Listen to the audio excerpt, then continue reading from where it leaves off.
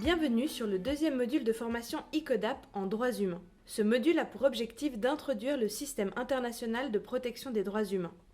Afin de comprendre le fonctionnement du système international de protection des droits humains, il existe plusieurs notions juridiques qu'il est essentiel de maîtriser. Regroupons ces notions en trois grandes catégories. Premièrement, il existe différents niveaux de reconnaissance du droit. Cela fait référence à l'applicabilité du droit qui peut être national, régional, international ou encore universel.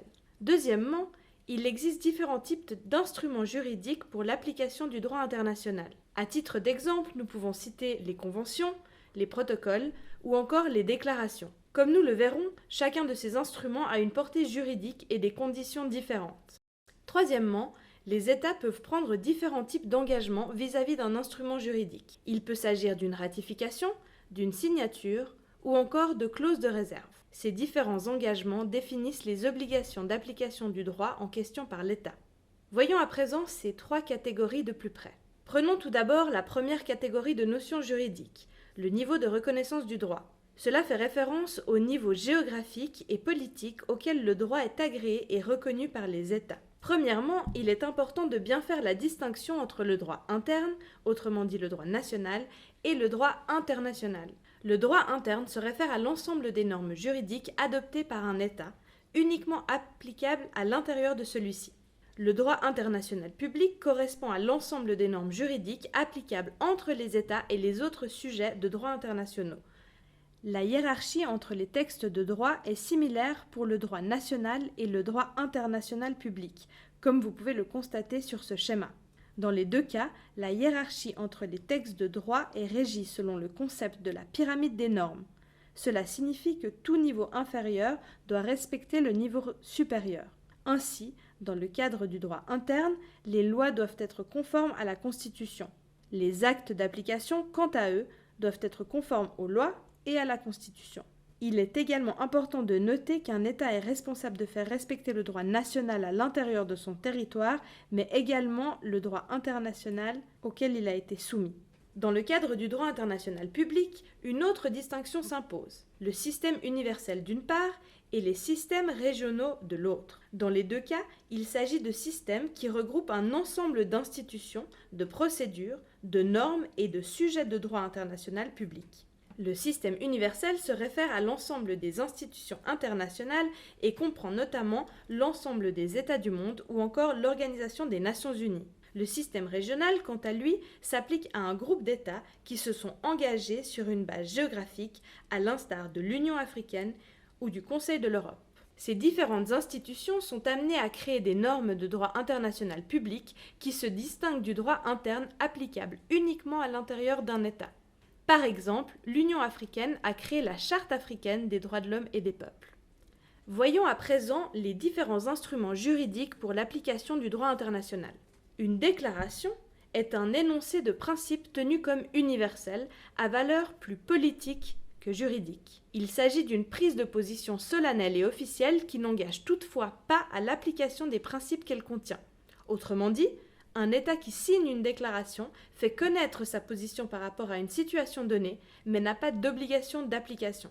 Une convention est un accord international qui peut être bilatéral ou multilatéral.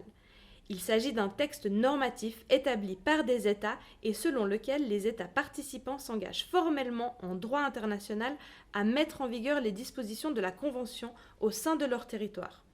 Un protocole facultatif, quant à lui, est un accord international qui complète une convention en y ajoutant de nouveaux éléments ou de nouvelles exigences.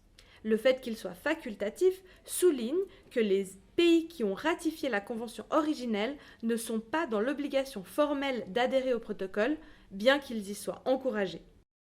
Enfin, voyons les différentes étapes d'application de ces instruments internationaux. Un État peut s'engager de diverses manières vis-à-vis d'un instrument juridique international, qui détermine le caractère plus ou moins contraignant de l'applicabilité du droit. Prenons l'exemple d'une convention. La signature est le premier engagement d'un État vis-à-vis d'un instrument juridique. En signant une convention, l'État affirme sa volonté de ratifier le texte en question, sans obligation toutefois pour ce dernier de mettre en œuvre les droits contenus dans la convention. Cette première étape n'a donc qu'une valeur symbolique. La ratification implique que l'État s'engage à mettre en œuvre les droits contenus dans cette convention. On parle alors d'un texte juridiquement contraignant, dans le sens que cela donne un caractère obligatoire à ce texte. Au moment de la ratification, un État peut toutefois émettre une clause de réserve. Il s'agit d'un texte qui a pour but de restreindre la portée de la Convention en réservant des exceptions à l'exercice d'un droit qu'un État désire ne pas appliquer, souvent pour des raisons culturelles. Bien entendu, il ne faut pas que l'État émette des réserves sur un élément fondamental de la Convention. Il est important de noter que seule la ratification engage l'État à la troisième étape, c'est-à-dire la mise en œuvre des droits contenus dans la Convention par l'État et ses autorités au niveau national. Prenons un exemple. Les États-Unis ont signé la Convention relative aux droits de l'enfant, mais ne l'ont pas ratifiée à ce jour. Les États-Unis peuvent donc prendre des mesures nationales contraires au texte de la Convention sans pour autant être accusés de violer cette Convention car ils n'en sont pas partis. Voyons à présent comment un droit humain se développe jusqu'à être reconnu par l'ONU. Pour illustrer cela, nous utilisons la métaphore des graines qui se transforment finalement en fruits mûrs. L'émergence d'un droit humain commence par un projet de textes juridiques internationaux au sein du Conseil des droits de l'homme. À ce stade, on peut comparer le futur droit à une graine, dans le sens qu'il s'agit de semences qui pourront, selon l'endroit et le contexte où elles seront plantées, pousser pour finalement mener à un droit. L'étape suivante est la reconnaissance internationale de ces textes sous la forme de déclarations, de recommandations ou de résolutions. Dans ce cas, la graine a poussé et est devenue un fruit vert. Ici, on compare le droit à un fruit vert car il n'est pas encore consommable par un individu. Concrètement, cela signifie qu'une personne ne peut pas encore revendiquer ce droit auprès de son État. Pour rappel, la signature d'une déclaration n'est pas contraignante pour un État. Elle n'a qu'une valeur symbolique. Finalement, la dernière étape correspond à la reconnaissance du droit dans le cadre d'une convention internationale. Le droit en question devient juridiquement contraignant pour l'État dès lors que ce dernier a ratifié la convention qui le consacre. Ce droit correspond alors à un fruit mûr, car il est, à ce stade, consommable, c'est-à-dire qu'il peut être revendiqué par les individus. Illustrons maintenant ces différentes étapes à travers un exemple concret de l'émergence d'un droit humain. Le droit des enfants à l'éducation. Le point de départ de ce droit a été un ensemble de discussions à l'ONU sur la question du lien entre l'éducation et les enfants. À ce moment-là, les discussions se basaient sur la défense de certaines valeurs, en l'occurrence l'importance d'un droit à l'éducation. Ces discussions n'avaient toutefois aucune portée juridique. Dans un deuxième temps, ces discussions ont conduit les Nations Unies à rédiger une déclaration relative aux droits de l'enfant, qui a été adoptée en 1959. Cette dernière pose un certain nombre de principes, dont celui de l'accès à l'éducation. À ce stade, la déclaration n'a toutefois encore aucun aspect contraignant pour les États, mais elle illustre la volonté de la communauté internationale d'ériger des droits spécifiques pour les enfants. Enfin, en 1989, soit 30 ans après la déclaration, la Convention relative aux droits de l'enfant a été adoptée par l'Assemblée générale des Nations unies. Cette convention a notamment consacré le droit à l'éducation comme un droit de l'enfant. Grâce à cela, ce droit peut être protégé car il est maintenant opposable aux États ayant ratifié cette convention s'ils ne respectent pas leurs engagements. En comptant la convention relative aux droits de l'enfant que nous venons de citer, il existe actuellement 9 conventions internationales sur la question des droits humains.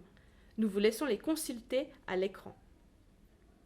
Dans cette vidéo, nous avons passé en revue le système international des droits humains qui permet l'application et la protection de ces droits. Vous pouvez maintenant passer au troisième et dernier cours afin de mettre en pratique ces connaissances et apprendre à qualifier une violation des droits humains.